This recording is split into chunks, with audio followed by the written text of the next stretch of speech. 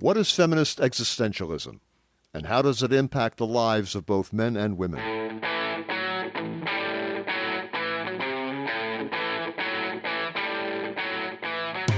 Welcome to the Hub for Important Ideas. I'm Steve James. And I'm Ken Swain. In this episode, we discuss feminist existentialism, objectification theory, and the related problems that women experience. We're going to play for you an interview we conducted with Dr. Tomi-Ann Roberts. Tomi-Ann Roberts, Ph.D., is professor of psychology and chair of the department at Colorado College. She's a social psychologist and a personality psychologist, and her work centers on the sexual objectification of girls and women, self-objectification, and the consequences of these for their embodied well-being. Objectification Theory is the most cited article in the history of the journal Psychology of Women Quarterly. She has authored over 40 journal articles and chapters and co-authored several books. She leverages psychological science as a consultant for reproductive health-related product brands, and as an expert witness and consultant in legal cases involving objectification and sexualization as forms of sexism and gender discrimination. Here's the interview with Dr. Roberts. Tomi-Ann, welcome to the Hub for Important Ideas. Hi, Tomi-Ann. I'm so happy to be here. Hi. Oh, it's a pleasure to see you again. Thank you so much for being our guest. So, Tomi-Ann, you're known as an expert in feminism and the psychology of gender. You've developed several important ideas in these areas. Can we start with the title of your presentation that Ken and I saw? What is feminist existentialism? Yeah, feminist existentialism owes its existence to Simone de Beauvoir, who began to partner with Sartre and develop her own thinking around the ideas of authenticity and life and death that are, of course, always of concern to existentialists, but added this idea, I think, of the notion that he is always a subject and she is other. She is derived from, she is the marked category. There are he's who are human and there are she's who are female humans. And so de Beauvoir adds this notion of the ways in which the subject-object dichotomy is always part of gender relations. And then I think also an important part for feminist existentialists is really emphasizing the problems of living in a body, because the body, of course, defines women's experiences, and women's bodies sort of illustrate and partake of life and death over and over again. And so this notion of trying to arrive at some form of authentic freedom, selfhood, while at the same time living in a body is what's important, I think, to feminist existentialists. Yeah, the woe man. Yeah, the woe man. Yeah. So how do you define objectification theory, and where did it originate? Also with Simone de Beauvoir? Yes. As a matter of fact, my good friend in graduate school, Barbara Fredrickson, and I were doing some thinking around the fact that at the time in the late 80s and early 90s, feminist psychology was very much focused on the question of voice and who's allowed to sort of have a voice. People like Carol Gilligan and Nancy Chodorow were doing a lot of interesting work on this idea of the different ways that males and females reason morally, cognitive gender differences. And we were sort of thinking about how disembodied all that work was, how little of that work paid attention to the fact that, as I've just said, Simone de Beauvoir and our other favorite feminist theorists were very concerned about living in the body. I also happen to have, in my final years at Smith College as an undergrad, I was taking an art history course and I came across a little volume by an art historian named John Berger, where he has a chapter in this book, and it was one of those accidental finds in the library. You know, you're looking for something and then you end up looking at the thing next to that thing. And it really positively blew my mind, because John Berger makes this fascinating argument about the notion of the nude in Western art and the subject-object othering of the female feminized body in Western art, and then now in contemporary advertising, and on and on. And so Barb and I sat down and it's a lot like the stories that I hear from Tom and Sheldon and Jeff about the beginnings of terror management theory, just sort of conversations where you're thinking our field is missing something. And then we literally passed the keyboard back and forth and wrote a theoretical article, which got rejected by many journals, where we wanted to argue, and we did, we finally got it published, and we argued that sexual objectification, objectifying and otherizing the female body, is a sort of chronic experience of girls and women in our culture, that it's characterized by reducing girls and women to their bodies, thinking that their bodies sort of represent them, and then commodifying, having that body become commodified.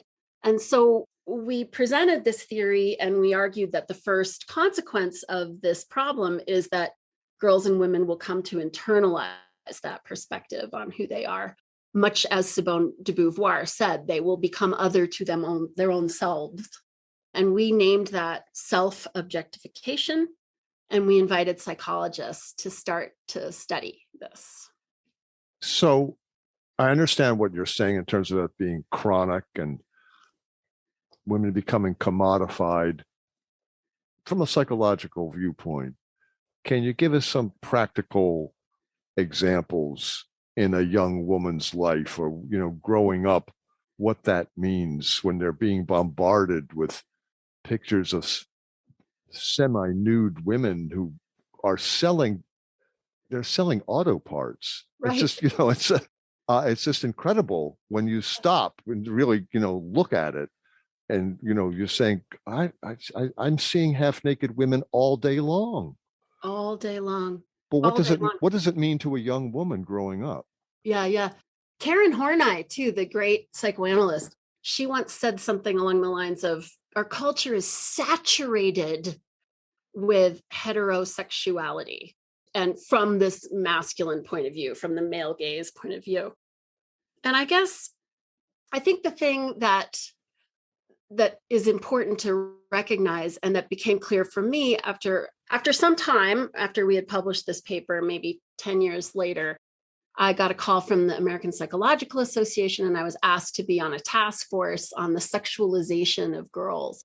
And the APA will put together task forces if they feel as though there's some sort of pressing mental health concern. And so 6 of us were on this task force.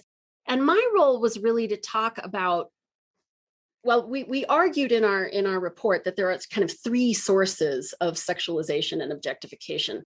One is this cultural thing that you're talking about, Steve. So you look around, and as Horney said, the culture's saturated with presentations of women's bodies and body parts. There's sort of dismemberment all over the place, right? As a way of kind of selling stuff. So there's the cultural contribution. Then there's this interpersonal contribution where the highest compliment we give to a very tiny girl is that she looks so pretty. You look. Oh, so you're pretty. Not kidding. You're not kidding. That my granddaughter's 3, and she is pretty. Yes. But it was the women who come in and say, "Oh, she's so pretty." Yes. I was asking my son this. He says, "Yeah, men don't stop me on the street and say, 'Oh, she's pretty,' but women do." Mm-hmm, and sure. I said, "Are we teaching her objectification in this? To be constantly told you're pretty?" Right, absolutely. I mean, I don't know if you're aware of the research that Carol Dweck has done about the problems with labeling children smart, right? So we've long known of the problems of labeling children, dumb. And we avoid that at all costs. But then we became obsessed with this idea that some children are gifted and they're very smart. And her argument is that you develop, when you repeatedly tell a child that he or she is smart, you develop in that child this kind of fixed mindset. And then they get very, very anxious around the loss of that potential label, right? So you tell them that they're smart. They end up opting for less challenging things to do in school. Why? Because they want to retain the smart label. And really, this ends up being very demotivating to label a child smart. Well, right now I'm trying, and part of my work when I talk to parents and, I go to school districts and things, is to talk about the problems with pretty, which is a very, very similar kind of fixed label that we begin to attach to a young girl. And then, oh my God, she's going to have to do everything in her power to retain, right? And then you think about the loss of time and cognitive resources and energy that could be directed elsewhere, that's now going to have to be invested in keeping people telling you that you're pretty. So, and in steps, a huge consumer capitalist conglomeration to provide you with the products and the makeup and the surgery and the exercise to keep your body project going, right? So yeah. I think that's the interpersonal contribution. And then the part that's so fascinating to me, of course, is the intrapersonal contribution, the enthusiastic participation on the part of young girls themselves in the self-objectifying body project. And why wouldn't you be? Why wouldn't you be? Look Absolutely. around you. Everyone, all the Kardashians and all the, whoever's who are getting all the goods are the prettiest. So yeah, you're going to go for it. Yeah, this is an amazing society we're living in. Go ahead, Yep. Ken. So, Tomi-Ann, you worked with our friend Jamie Goldenberg on several articles related to TMT, terror management theory. Yep. And your ears should have been burning this morning because I texted her to tell her that we had going to have the great pleasure of interviewing you today. And this is what she wrote. Awesome. Tomi-Ann is the best. She's a great speaker and one of my favorite people in the world. Yay for my Ruth Bader Ginsburg thing. I told her RBG was in your PowerPoint. Yes. And I felt very smart that I recognized it immediately. I'll have you know, because it's always all about me. And then she says, yep, I'm good. And she finished with, it's my birthday today. It is. It's her birthday. So what could be? So I promised her that she would get a birthday shout out on our podcast since we're 3, 2, 1. Happy birthday, Jamie. There we go. Now we have fulfilled my promise. Absolutely. Cool. So we interviewed her years ago when she was just beginning her career. Yeah. And my question is, how do you and she combine terror management theory and objectification theory in your understanding of feminist existentialism? Yes. Great question. Well, as I was trucking along doing this work, and Jamie came here to Colorado Springs to do a postdoc with Tom Pazinski. And Tom said, I have this new postdoc. I think the two of you would get along like gangbusters. I was like, yay. So I remember, again, the best ideas come when you're sitting at a coffee shop and you're just talking with somebody who's also interested and smart. And we began to think about how fascinating it was that when you're engaged in this body project, one of the things you were really obliged to do is to conceal and cover up and sort of fake that you don't actually have a creaturely body, right? That what you have is a sanitized, denuded, deodorized, slender, big-breasted, narrow-hipped, idealized body, right? And if someone were to say something like, does Beyonce poop?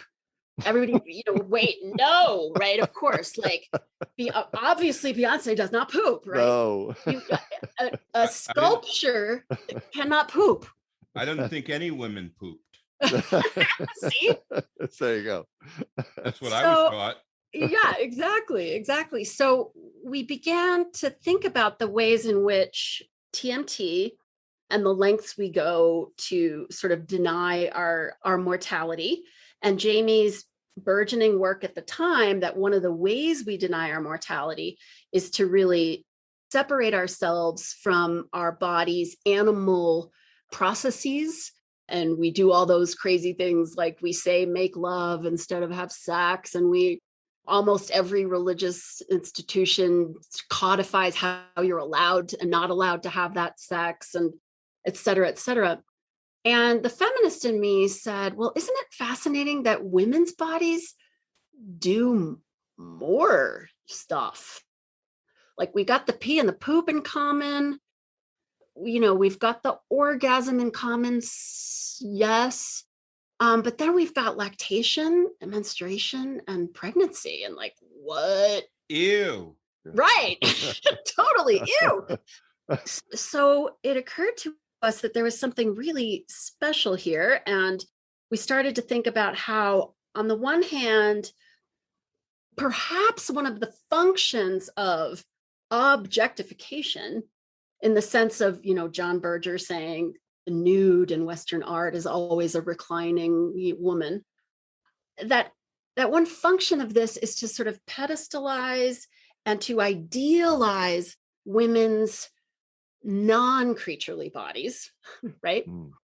And then it sort of flips that's kind of a benevolent sexism, maybe, in a way. It's, I've adorned my mud flaps as of my truck with a reclining woman, and I love women. I love their bodies. They're so beautiful.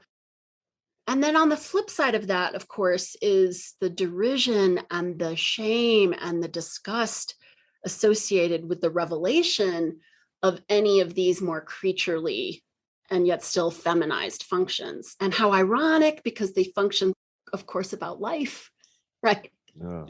Wow. Yeah. How weird. And half the population of the world.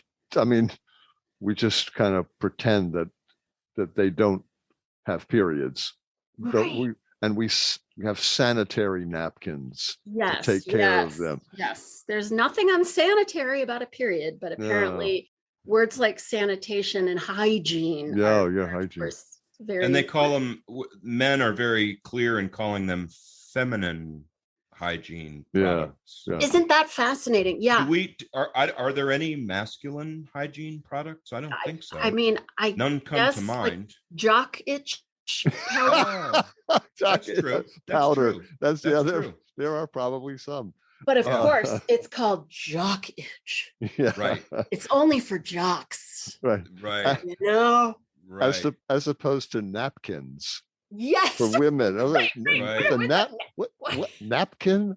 You gotta have to stop and think about it. Especially when you're like 20 some years old and your wife sends you to the store to get napkin. You go, oh my God. What? Well, paper towels were great. Right. Oh my God. So right. Yeah. So you use some terms, disgust or anger, and you talk about observers, shame or abjection in women themselves. And I love this, threatening, when talking about reminders of women's creaturely bodies. Could you elaborate on some of those for us, especially threatening? I love that. Yeah, I think the word threat, of course, I think it's definitely, it appears a lot in Jamie's work, the idea of the sort of threat of the creaturely body, and it's psychic threat, right? We're not talking about a gun, but yet the ironies are just so, when you stop and think about the fact that, I don't know, you can go to a bar for wet t-shirt night, but I'm sure that if a woman were to breastfeed her baby in that bar, she would be escorted out, right? And so it's fascinating that why should a breastfeeding woman be a problem for anyone? And so what is the threat here? What is the threat? The threat is something like the box and the order, the orderliness of gender roles around subject, object I can't use the word threat in a definition of threat. They're being somehow upended. We're also being confronted with the fact that it turns out breasts aren't for men. They're for babies. Okay, that's a problem.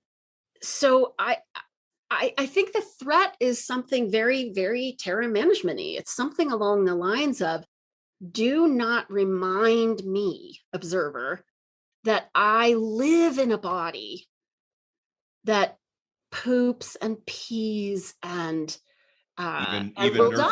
And nurses will a baby. die. And nurses a baby. Right. Yes. But it reminds you of death. It reminds you of your inevitable death, because you don't want to think of the love of your life as being a creature, unless, of course, it's a cat or a dog, which is a different story. But you know what I'm saying? It's like, no, if I'm in love with a creature and therefore I'm a creature and creatures are temporary, I'm going to die. And so your death anxiety defense is lowered at that point. Absolutely. And Mark Landau, some of his earlier work, I don't know if you know his work, but he definitely did some really interesting studies as a grad student and the postdoc with Tom, where he talked about if you think about it, there are phrases, like the phrase in French for an orgasm, if a man has the orgasm, is the petit mort, the little death. So the idea is, to connect in a sexual way with something that is creaturely means I'm dead. Like now I'm reminded, right? I'm not engaging with an idealized object of beauty. I'm actually exchanging fluids with a creature. Right. And as part of a biological imperative. Sure. Which has nothing to do with romantic love, Shakespeare poetry, or any of the songs on the radio. Well, most of the songs anyway. It's creaturely. It's absolutely creaturely. And part of the creatureliness, we now know, of course, is oxytocin. There are all kinds of hormones that get released in this interaction that do make us feel feelings like love and attachment, and that keep us attached to it keeps a breastfeeding mom attached to her baby. It keeps sex partners attached to one another. And so, this biological imperative carries with it some really interesting hormones that are also, I don't know, about something as vague as love, in the sense that these are hormones that attach us to one another. They form bonds that keep us around, keep us coming back. But where does the disgust come from then? Disgust and anger in the observers. Mm-hmm, mm-hmm. Well, in my work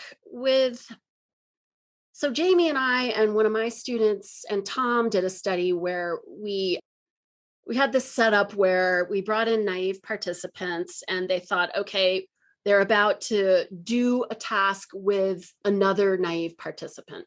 And so before we assign you to this task, you're going to meet the other naive participant and Okay. So it turns out the other participant was our Confederate, and she reaches into her backpack and she fumbles out either a hair barrette or a wrapped tampon. And what we found was that these participants, who were then about to now go in and do the task, which ended up being bogus and never happened, we sent them to another room. We see how far away they sit from other participant. And then we ask them a bunch of questions about how they rate their anticipated competence and likability of their partner. And sure enough, we found that participants sat further away from Cassie when she dropped the tampon than when she dropped the hair clip, an equally feminine object, and that they rated her competence as lower if she had dropped the tampon than if she dropped the hair clip. And so sitting further away from someone it's associated with the action tendency that goes along with the emotion of disgust. When we're disgusted by something, we put distance between ourselves and that thing.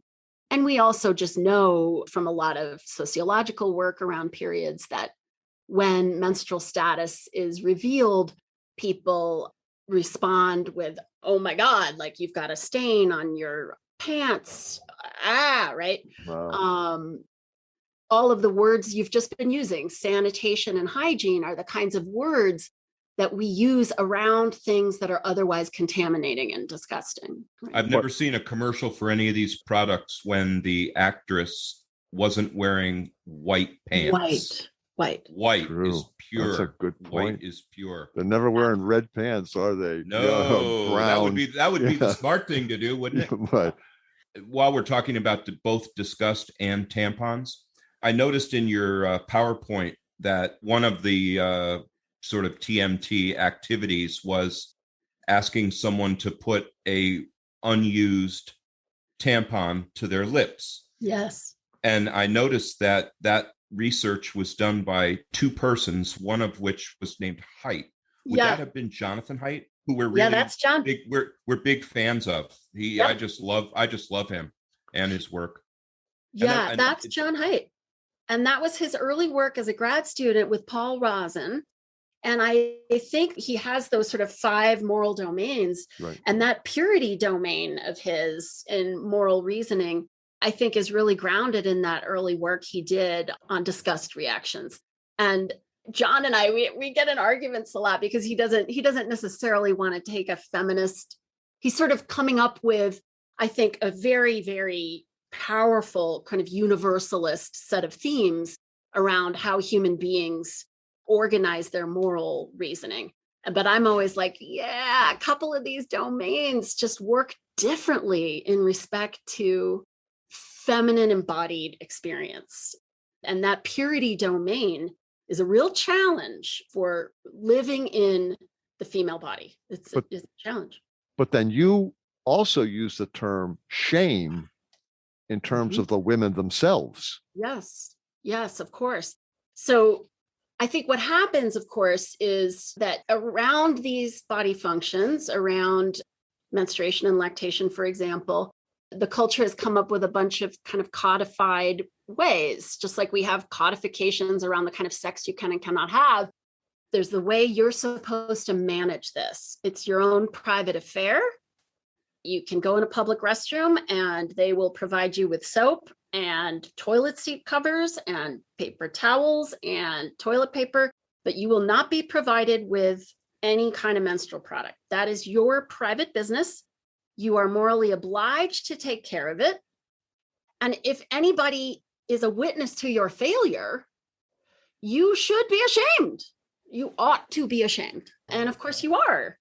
I've done some consulting work with Kotex, where I write blogs to sort of help young girls who are first beginning their periods to try to work on really challenging and facing that shame and recognizing that the shame has nothing to do with who you are or what an amazing thing your body is doing when it's having a period, and everything to do with the culture's, I'm sorry, but I'm going to say it again, fear of you, threat that you are a reminder that we are all animals, right? I mean, we're walking around pretending we're not. Wow. So periods are really TMT things because they've got a lot of.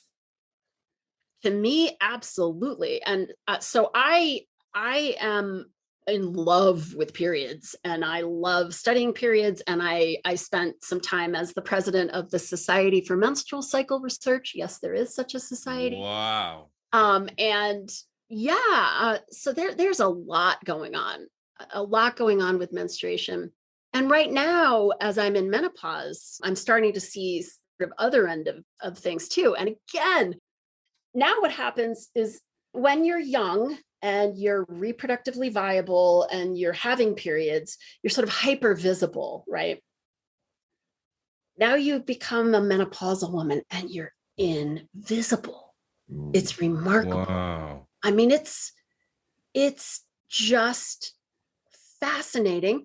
And I think what begins to happen for a lot of women at that end of life is you're now now faced with a choice. Am I going to invest in continuing to maintain my visibility? Am I going to get my Botox? Am I going to now shift my purchasing power to the skin creams and the this and the that? Or am I going to, like, I don't know, sort of work with this new invisibility and start to recognize that there's a lot I can accomplish now that the chronic sexual objectification and the smile, honey, you look so much better when you smile, and the da da da da. Now that that's off the table, wow, there are maybe some things I could do with this relative invisibility. And I think I just see so many women my age grappling with that choice point. Which way am I going to go? Am I going to invest in staying in the game? Or am I going to try to figure out what I can do under the radar now? My homosexual male friends talk about the same thing of being sexually invisible now.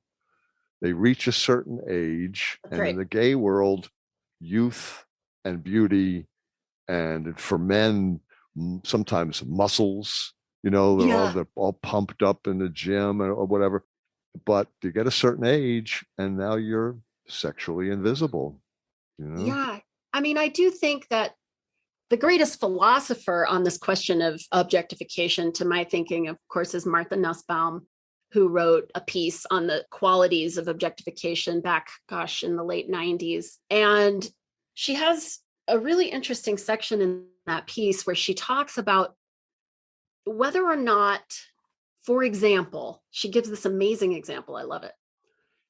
If you are using your lover's tummy as a pillow, are you instrumentalizing your lover? Are you objectifying, right? Because to treat someone's body as though it's an instrument is one of the criteria for her of objectification. So she really, as a philosopher can, and only can, she really grapples with this idea. If I'm lying on my lover's tummy and I'm using his or her tummy as a pillow, am I objectifying my lover? And she ends up saying, in matters of objectification, consent is everything, of course, right? Okay. And so I was thinking about your example of your aging gay friends and how much fun toying with, under safe consensual context, toying with oneself as the object of the sexualized gaze can be, right? And I hear in your friends' lamentations, right, that it's like, I can't play that anymore. It doesn't go off anymore, right? I can't. And so I never want to be misunderstood in my work as someone saying that self-objectification and the treatment of our sex partners as the objects of our gaze and admiration is always a bad thing. Of course it isn't. Because as Nussbaum says, in these matters, consent is sort of everything. So, yeah. We've been talking with Dr. Tomi-Ann Roberts about feminist existentialism, objectification theory, and several related psychological issues. We're going to take a short break. Don't go anywhere. We'll be right back.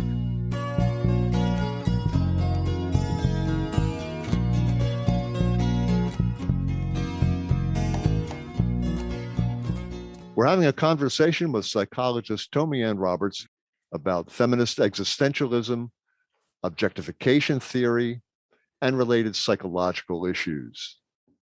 So, Tomi-Ann, you've written about bringing feminist existential psychological science outside the academy and into the courtroom to advance the cause of gender justice. You were called as an expert witness in a few legal challenges to existing city ordinances. And here are quotes from a few ordinances that you point to.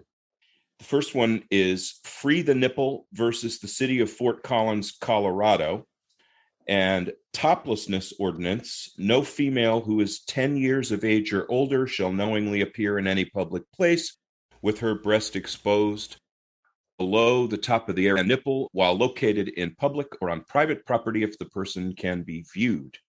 And then also Edge versus City of Everett, Washington, citywide ordinance and dress code ordinance for drive-through coffee stands.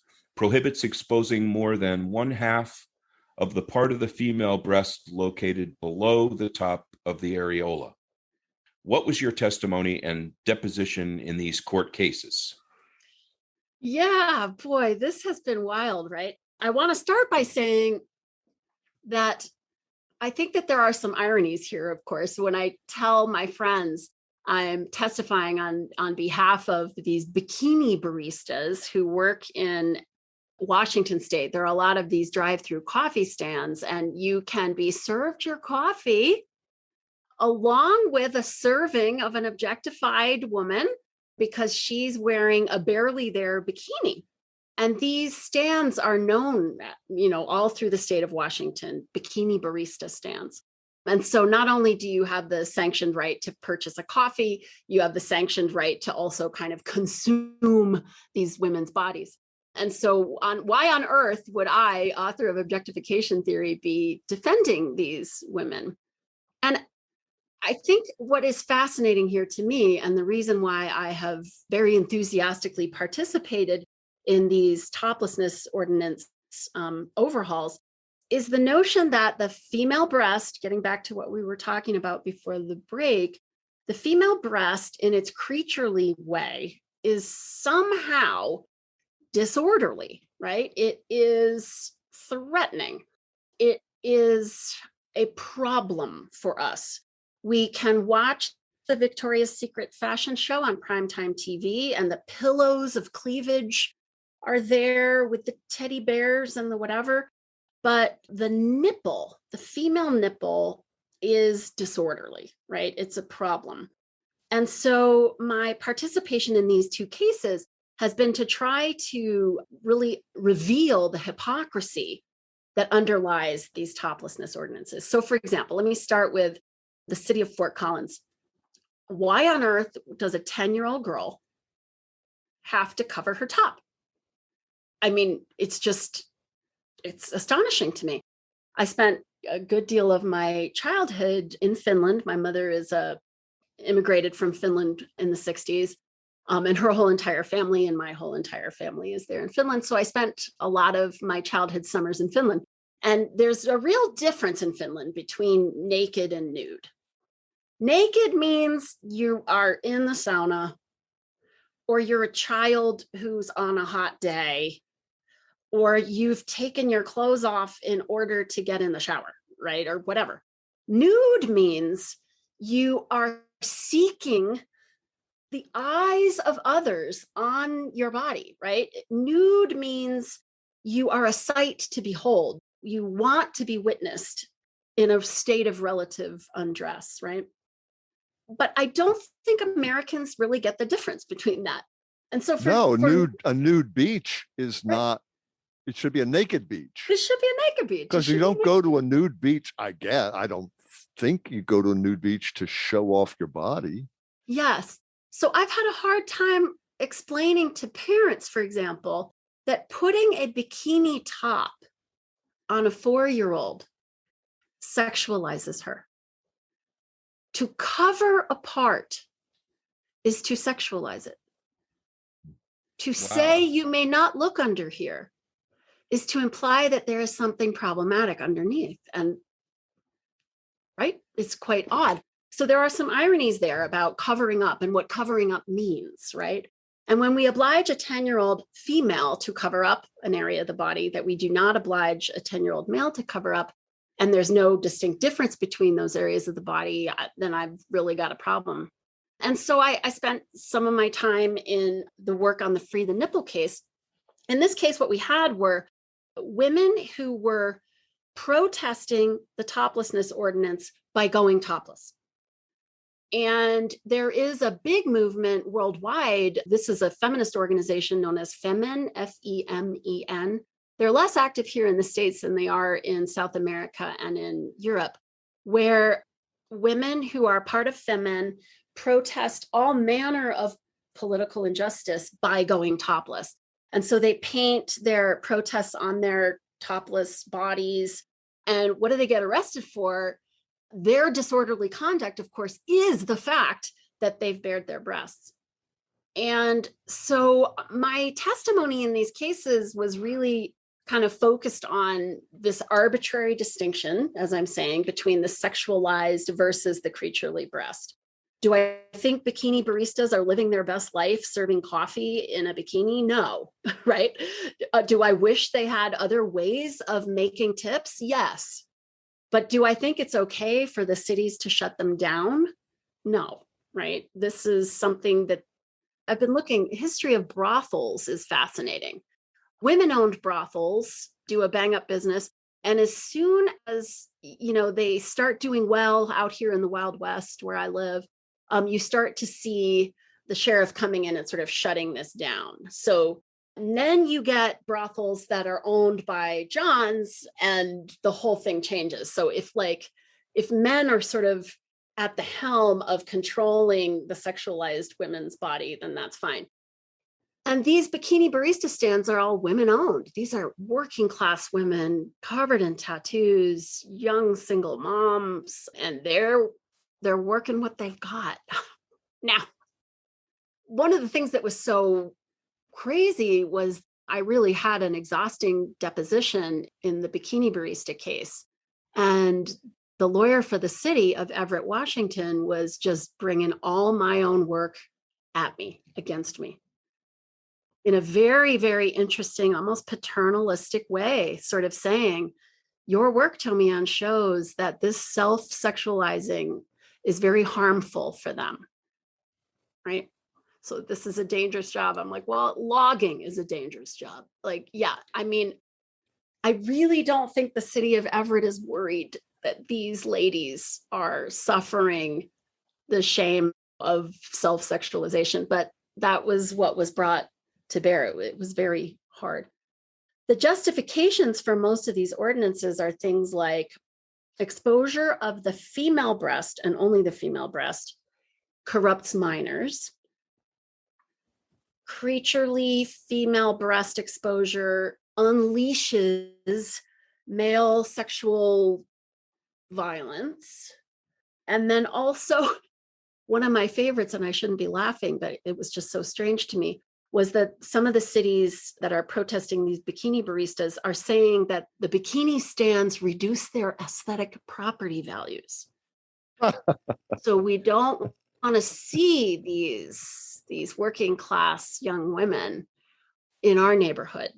Really, it's fascinating. It's there goes the neighborhood. I wonder if they had the same reaction to Hooters. Is Hooters still around? Is that still a thing? I don't even know.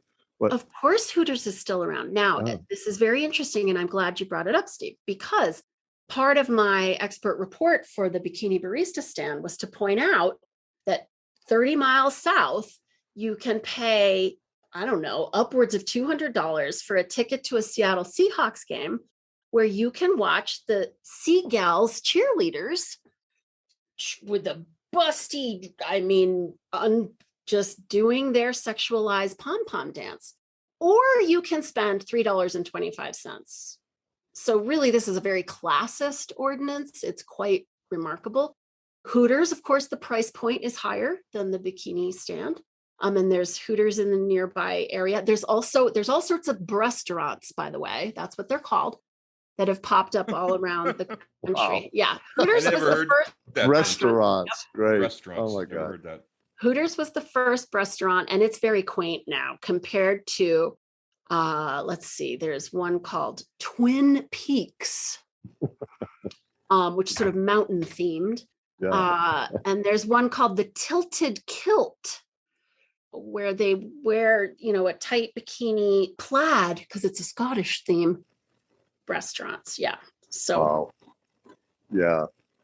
Now, talking about the topless ordinance, you quoted Judge R. Brooke Jackson's decision in the U.S. District Court of Colorado. Would you tell us, what did Judge Jackson say? Oh my gosh, I am so honored. I heard from Andy McNulty, who was the lead attorney in this, and my testimony in Free the Nipple v. Fort Collins was completely pro bono. I didn't know what I was doing. But this district court judge, Jackson, really took my testimony very seriously. His opinion quoted me extensively. And Andy McNulty told me that I was sort of key in them winning the case. And I'm just so proud of it. But if you don't mind, I will read what he wrote. And yeah, we'd love it. Please. Yeah. He said, based on the present record and Dr. Roberts' testimony, I find that the ordinance discriminates against women. It is based upon ipse dixit, which of course is Latin for something is true because we say it's true. In this case, the female breast is a sex object because we say so. That is, he wrote, the naked female breast is seen as disorderly or dangerous because society, from Renaissance paintings to Victoria's Secret commercials, has conflated female breasts with genitalia and stereotyped them as such. And here's the kicker, man, I love this line. The irony is that by forcing women to cover up their bodies, society has made naked women's breasts something to see. Nice. Yeah, I didn't know that Judge R. Brooke Jackson was, I didn't know it was a man or a woman. I wanted to look it up, but I didn't get to, but it was a man. Yeah, Okay. yeah. Good for him. Absolutely, absolutely. You know, a seasoned, I'd say certainly late 60s, early 70s, white male judge, district judge. Yeah. One of us. Yeah. Again, so the decision was appealed. Is that right? Yes. And then what yes. did the 10th Circuit Court of Appeals say in its decision? Well, this was so cool. So we won in district court, as I just said, and that was Brooke Jackson's opinion. And then the city appealed, of course. And I got the word that the city appealed, and I was just, I told Andy, I'm so disappointed. And I remember Andy wrote to me and he said, no, this is really exciting because it means we're going to the 10th Circuit. And the 10th Circuit, I've written down here, the 10th Circuit actually includes Colorado, Kansas, New Mexico, Oklahoma, Utah, and Wyoming. And we won. We won. So the 10th Circuit ruled that a ban on voluntary toplessness is unconstitutional. And that is just pretty huge. I was blown away. Yeah, that's incredible. And considering that part of the country. Yeah. Yes. And Wow. you helped do that. Yeah. I did, and I'm just as pleased as punch about it. There was a case before the Fort Collins Free the Nipple women started agitating. There was a case in Salt Lake City, which is of course also in the 10th Circuit, where a woman was arrested for, did you hear about this? No. Yeah. No. Oh my gosh. This woman was very hot in the garage. She and her husband were moving furniture. It was a boiling hot day in Salt Lake City. Her husband took his shirt off. She took her shirt off. His kids, they were her stepkids, saw her. She was written up by Child Social Services for endangering minors, for her own stepchildren seeing her without a top on in her own house. Wow. The way the ordinance reads, if you're in your own bathroom, That's right. but you left the blind open and somebody walks by, or a peeping Tom. That is exactly right. You've committed, or at least you've violated the ordinance. You could Yes, be you have. arrested, I suppose, for Yes, you have. And this is what happened to this woman, was arrested. unbelievable. Yeah. That stuck out to me earlier when you were saying it could happen on your own property being a key word in this country. But if someone from outside your property can see you, then you're guilty. That's right. That's right. So what actually is the property here? The house or the woman's body? I guess it's the woman's body. I mean, it's like, oh my God. Wow. Wild. Would you tell us about two court cases, Amador v. Baca and Henry v. Hewlett, and how did they turn out? Yeah. So interestingly, the two cases we've just talked about are sort of about the disorderliness of the creaturely breast. And these two cases, Amador v. Baca and Henry v. Hewlett, are about something quite different, but still very much relevant to this to what we're talking about today. And in this case, what we have are examples of sort of abject degradation of incarcerated women around menstruation.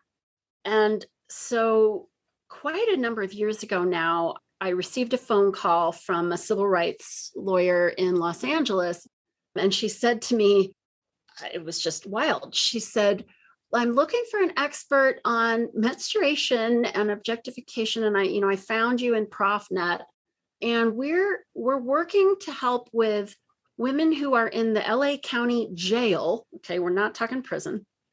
We're talking writing bad checks and getting involved with a boyfriend who's probably dealing drugs. I don't know, something like that. So we're talking jail. And she said, these are inmates who are subjected to this strip and body cavity search en masse. Whenever they have to go for maybe it's a doctor's appointment or a court hearing, then when they return to the jail, they're brought into a bus depot, and between 20 and 60 women at a time are subjected to a full strip and body cavity search in full view of one another, because of course they could be, I guess, bringing contraband in their vaginas. And so female deputies monitor this strip and body cavity search. But part of what happens is that the women not only have to, remove all their clothes and everything, they have to bend over, spread their labia, spread their buttocks. But menstruating women have to remove soiled menstrual products and stand there, many bleeding down their legs, until the procedure is over, and then maybe they'll be given a replacement product. And Yikes. I am on the phone with this lawyer, and I said, you need an expert to say what? What are you talking about? Okay. So yes, in fact, they need an expert. The judge in this case was alleged to have said that he didn't think probably this strip and body cavity search was any different than the kind of thing that women probably do in the spa or the locker room. Yikes. Apparently I guess we pull our tampons out and swing them around and bleed down our legs in front of one another. What I think was so astonishing was the lack of recognition that the self-objectification and the project of keeping yourself from the shame that's going to come with the revelation of menstrual status means women don't talk to women about this. It's not just that we're keeping this from y'all. We are keeping this from each other. We must, right? We must.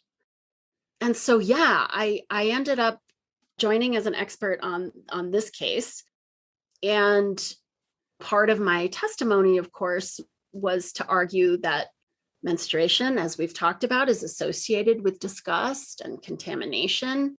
Also, revelation of menstrual status on the part of women themselves gives them terrible feelings of shame, and that this constituted a kind of cruel and unusual punishment.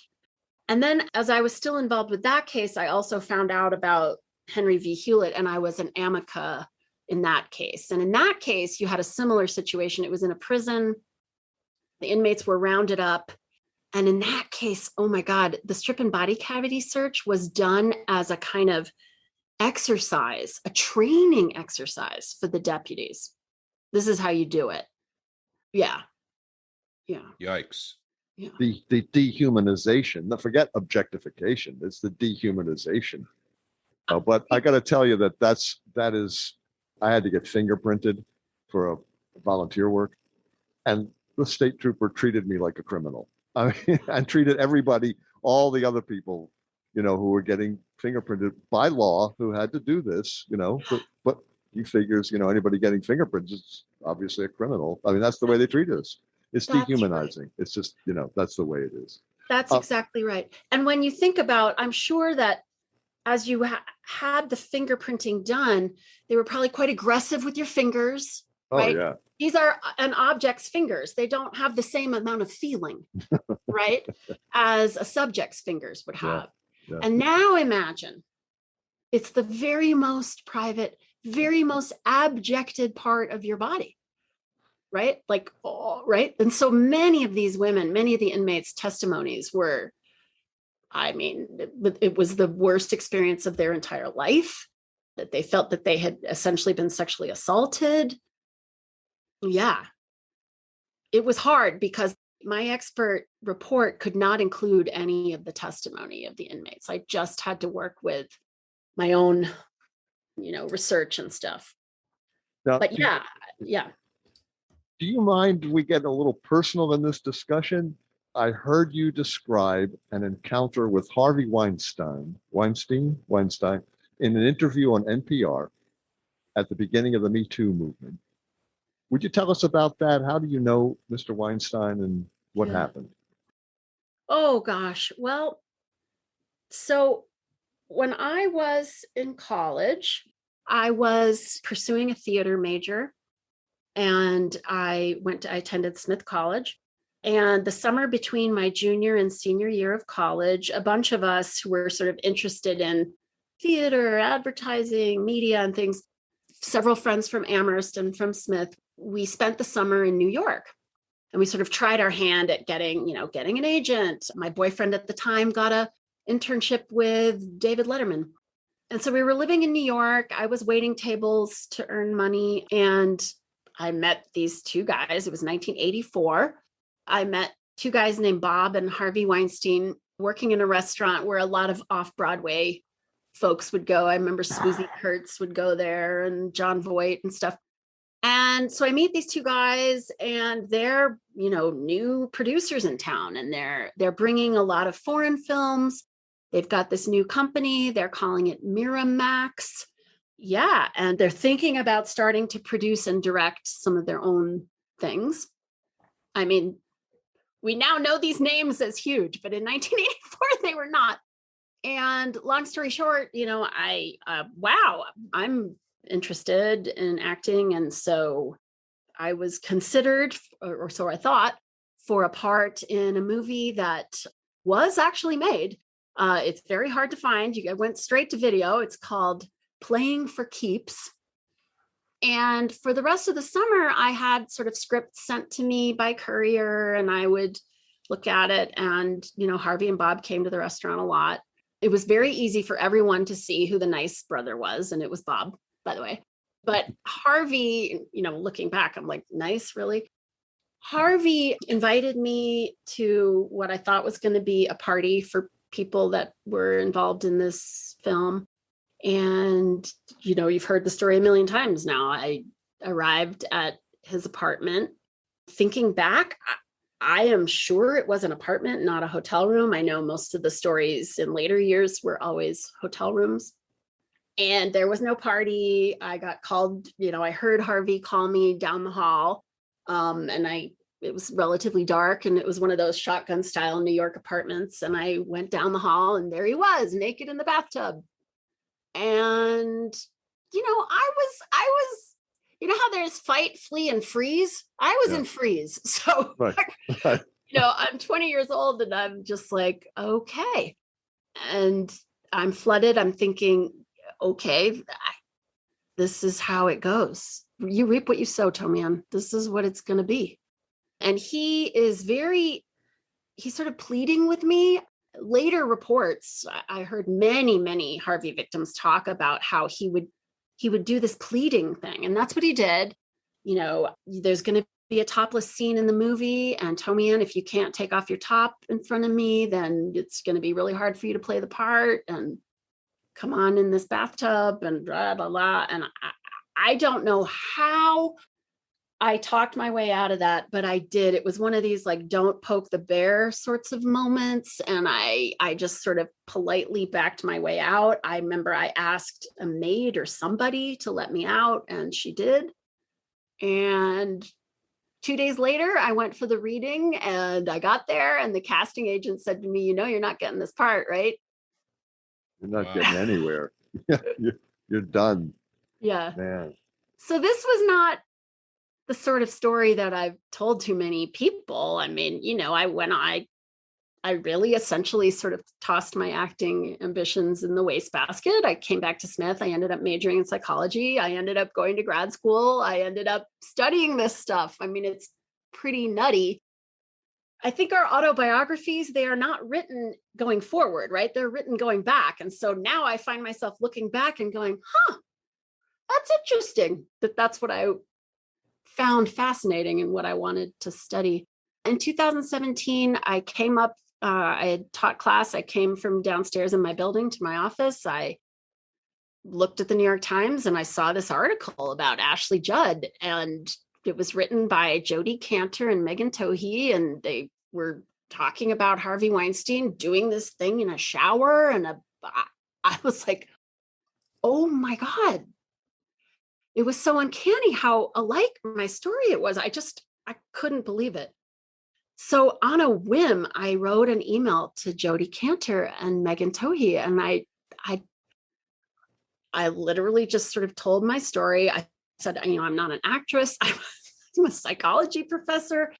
I've never had the opportunity to tell someone this who would get it.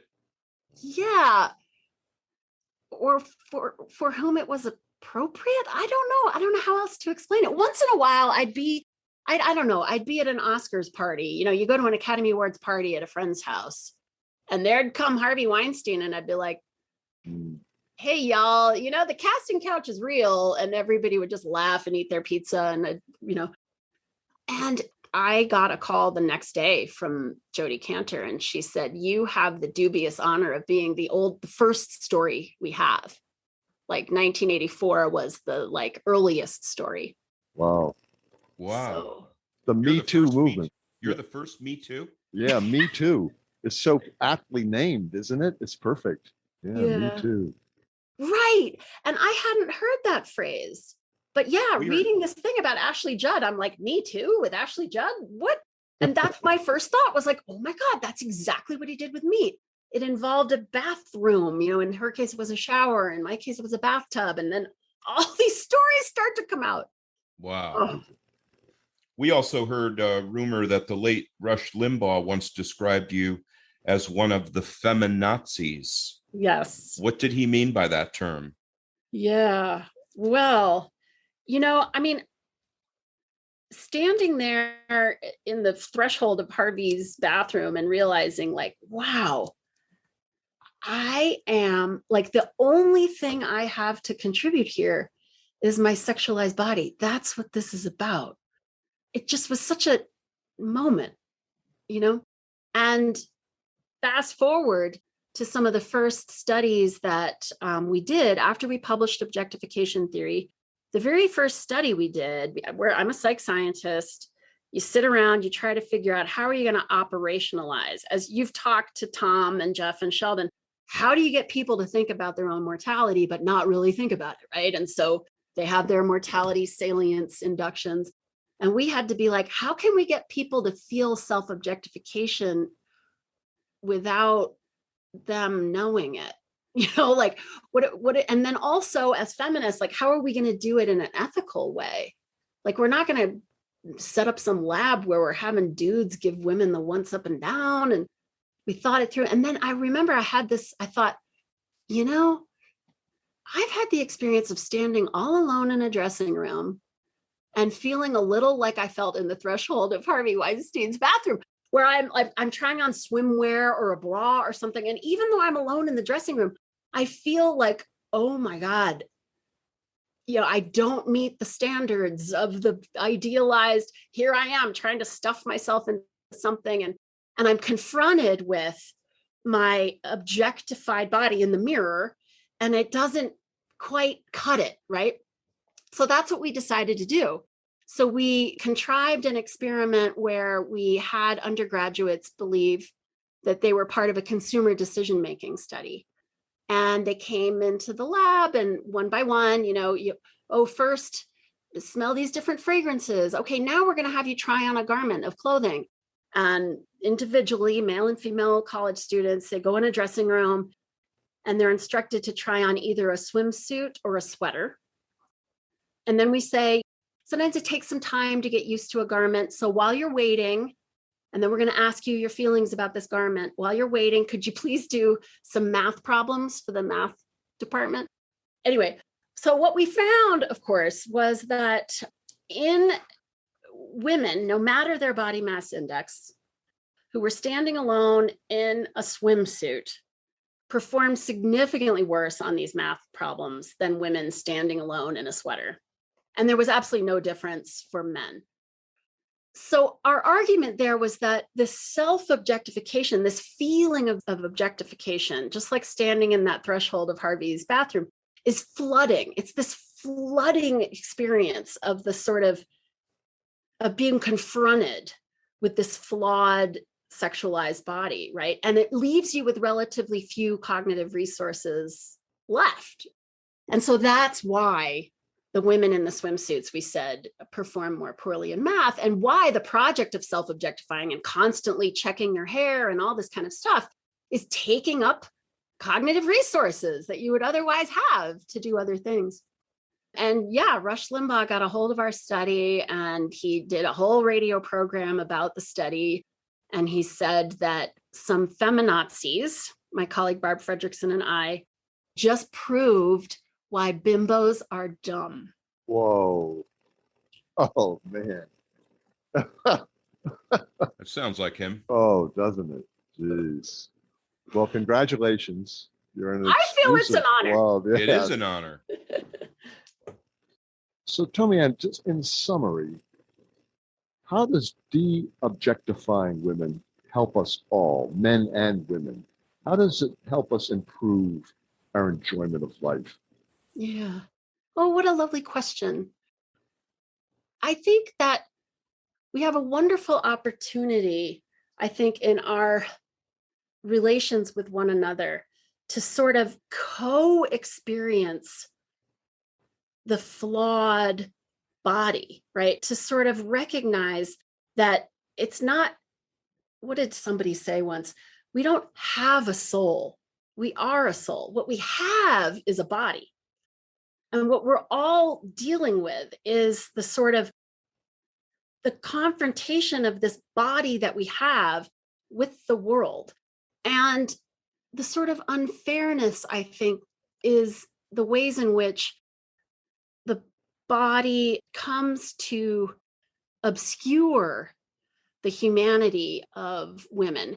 And when it does that, then I think it obliges men to sort of go along with it. And I feel as though that means that men are missing out on the opportunity to co-experience all of these remarkable things that bodies do, right? That it's not sort of just a thing to endure. It's a sort of, I don't know, a wonderful part of existence. Existence is the existence that we have in this flawed body. And the amount of work we do to sort of deny that, I think, leaves us missing out on all sorts of stuff to share, all sorts of ways to be like, wow, that's how it feels for you? Wild, right? That doesn't feel that way for me. It feels this way. Or, I don't know, that's what you have to do? That's how it is experienced by you? How fascinating. Tomi-Ann, are things improving for women? And where's their hope? Yeah. Oh, golly. I am pretty bummed out, actually. I just feel as though misogyny is the toughest nut to crack. And I think it's because, frankly, so much, we're talking about dividing the world in two. And so there's so much to gain by women themselves participating fully in the objectifying and self-sexualizing culture. But we now know from research that to the extent that you self-objectify, to the extent that you primarily view yourself as a sexualized object, you don't identify with feminism, you don't care about gender equity, you vote for Trump, because you see that the way you're going to get anywhere in the world is through associating with men, right? And the way you're going to be able to associate with them is by sort of leveraging your sexualized body. And to the extent that you're going to opt out of that, it's a huge ask. It's a huge ask. And so part of being in that frame of mind is to not see other women as your sister. They are your competitor. And so I feel quite hopeless about the movement ever finally taking hold, because there is too much to gain by some women competing by leveraging that sexualized body with other women. So it becomes very difficult to recognize the sisterhood that I think is required for true gender equality. So I'm a little negative about that. Fascinating. I fully understand what you're saying, Tomi-Ann, and Ken and I go through this all the time. We're always looking for hope. That's why We're ask always looking everybody for at the hope. end. Yeah, and it's Yeah. like I'm getting out when it's good. You know, I'm going to die. You know, before the wheels come off the world, kind of thing. But you know, you gotta keep looking for hope. I don't know. Yes, no, you do, and I feel bad that I was a little bit of a downer there. No, I don't. Not at all. I think that's maybe the most important part of this. Absolutely. This Right, has because been it's awesome. How in the world are there women for Trump? Like, I don't understand it. It just A seems lot of them. surely, when it comes out that he is happy about being a pussy grabber, Yeah. surely that's the end of it now, right? No. So He got a little bump in the polls from that. yes, I think the conservative mind, you know, I think about this a lot. They say to themselves and to one another, this is the world we're in. Mhm. This is not rainbows and unicorns. This is the world. And if Yeah. you don't accept the world as it is, as we experience it, then you're kidding yourself and you're dangerous. Because if you're going to be in power or if you're going to be a voter, you have to deal with the world as it is. And the liberal mind is, yes, but we can change it. Mhm. Mhm. We want change. And the Yeah. conservative mind says, no, you don't know what's going to happen if you change it. Right. We might agree with you that we're being objectified, but that's the world. And Absolutely. actually, we're better off than Saudi Arabia in this regard. So Yes. And I'm sure maybe you're familiar with this work on system justification. So many times we see that the individuals who are part of a system who have the least to gain from it are often the most in favor of it, right? Because they think, if I justify this system, then that enables me to justify all the efforts I've done to be acceptable within it, instead of overhauling And the that- system. That refers to low-income Trump voters. Yes, yes, well. and highly sexually objectified women, right? Right, Same, right, same. right. and look, you know, it's not just the low income, it's the conservative person who has that worldview. Yeah, don't touch my boat, or Yeah, right. right. And here we are to worldviews, to circle back to terror management theory. And I think everything we've talked about today, the worldview that's being sort of cherished here is a world where gender relations are about subjects and objects, and that we want to preserve that's the worldview, and it's a worldview that has to do with gender relations. And it can change. Right. We hope. Yes. Says the optimist. Says the optimist. Yes, it can change. And I'm thrilled about, to the naive observer, it's probably ridiculous for me to be thrilled about the victory in the 10th Circuit about female toplessness. But now that we've talked, maybe you can see why I am. Yes. Completely. Yeah. So, folks, we've been talking with Tomi-Ann Roberts about feminist existentialism, objectification theory, several related psychological and legal issues. Tomi-Ann, thank you for a wonderful conversation. This has been great. Thank you so much, both of you. I've enjoyed myself so much. Well, I hope you're going to be our guest again, because I think we have a lot more to talk about after I bet this. we do. Yeah. You're a great guest. Thank you Yes. so much. Thank you so much, Gary. Bye-bye. Bye-bye. You've been listening to an interview with Tomi-Ann Roberts about feminist existentialism, objectification theory, and the related problems that women experience. So, Steve, what are your takeaways? Well, it's hard to put yourself in someone else's shoes, especially if you're a guy and the shoes are a woman's. But Tomi-Ann really makes the woman's perspective easy to understand and share. She really does. Right? Her examples are great. Well, she takes an esoteric concept like the subject-object othering of the female body in Western art and contemporary advertising and so on, and makes it clear and personal. She explained the sexual objectifying of the female body, which is characterized by reducing girls and women to their bodies, thinking that their bodies sort of represent them, and then having that body become commodified as a chronic experience of girls and women in our culture. She and her colleague Barbara Fredrickson developed Objectification Theory. It explains the problem for girls and women who come to internalize that perspective on who they are. They become other to themselves. They're pushed to objectify themselves. That's right, and this ties back to terror management theory and the ideas of Ernest Becker that humans have a problem with our animality. We go to great lengths to deny our mortality, and one of the ways we do that is to separate ourselves from our body's animal processes. Tomi-Ann says our culture doesn't want us to have a creaturely body. What a woman is supposed to have is a sanitized, denuded, deodorized, slender, big-breasted, narrow-hipped, idealized body. It sounds like a Barbie doll. Yeah, doesn't it? And if someone were to say something like, "Does Beyonce poop?" everybody would be, well, wait, no, of course, like obviously Beyonce does not poop, right? That's hilarious. I know. Then we get to the idea of the sort of threat of the creaturely body and its psychic threat, again tied to our creatureliness and death denial. As Tomi-Ann says, do not remind me that I live in a body. And so the female breast in its creaturely way is somehow disorderly, it's threatening, it's a problem for us. This is all very Beckerian. Isn't it?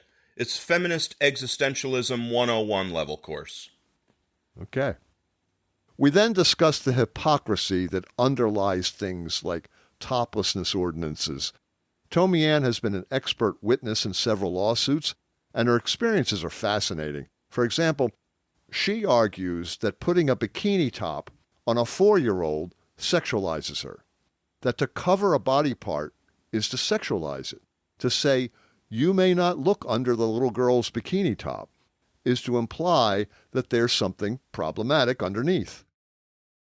The judge in one of those cases, relying on Tomi-Ann's research, wrote, "The naked female breast is seen as disorderly or dangerous because society, from Renaissance paintings to Victoria's Secret commercials, has conflated the female breast with genitalia. By forcing women to cover up their bodies, society has made naked women's breasts something to seek." In the same way, menstruation is associated with disgust and contamination. She said, revelation of menstrual status on the part of women themselves gives them terrible feelings of shame. Our culture has managed to make women ashamed of a thoroughly human bodily function shared by half the population of the planet. Yeah, and her story about her experience with Harvey Weinstein was jarring, wasn't it? She may very well have been the first Me Too story. She said the casting couch is real. You know, the fact that we have a name for it says a lot. Who doesn't know what a casting couch is for? And Rush Limbaugh called her and her partner feminazis, something I consider to be a badge of honor. Tomi-Ann said, women are competing with other women by leveraging the sexualized body. She feels as though misogyny is the toughest nut to crack. It becomes very difficult to recognize the sisterhood that is required for true gender equality. What a beautiful concept, the sisterhood. Something to work toward. Indeed. She said, "The worldview where gender relations are about subjects and objects can change. Men are missing out on the opportunity to co-experience all these remarkable things that bodies do. It's a wonderful part of existence, the existence that we have in this flawed body. I like it. Important ideas, Steve. Yes, they are. Thank you, Tomi-Ann. Folks, join us next time. Like us on Facebook. Please recommend us to your friends. And you can find us at www.thehubforimportantideas.com. And support us on Patreon at www.patreon.com/thehubimportantideas. We are 100% listener supported. And please check out our documentary video series, Conversations with Solomon, Exploring Human Motivation, now on YouTube. Thank you for listening to The Hub for Important Ideas. I'm Steve James. And I'm Ken Swain. Stay safe, everybody. Stay well. This has been a Contemporary Heroism Initiative production.